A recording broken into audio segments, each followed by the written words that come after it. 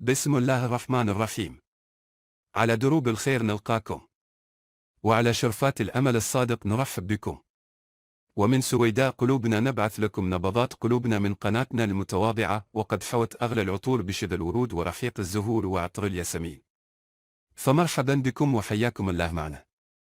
في هذه الحلقة سنسرد لكم فيها بشكل مختصر عن زعيم الأندية العمانية كبير عمان، نادي ظفار. فمرحبا بكم.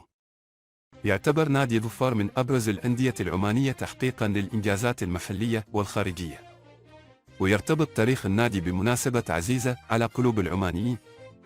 فقد تأسس نادي ظفار في اليوم الثاني لتولي المغفور له بإذن الله صاحب الجلالة السلطان قابوس بن سعيد طيب الله ثراه لمقاليد الحكم في البلاد في يوم 24 يوليو 1970 ميلاديا تحت اسم نادي ظفار، وقد حمل عند ولادته اسم نادي الشعب، وبعد اندماجه مع نادي الشعلة انضم الناديان تحت الاسم الحالي نادي ظفار، ويتخذ من مدينة صلالة مقر له.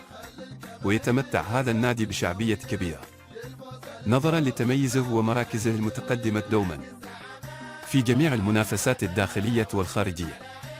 شكرا لكم، نلتقي غدا، كونوا في الموعد.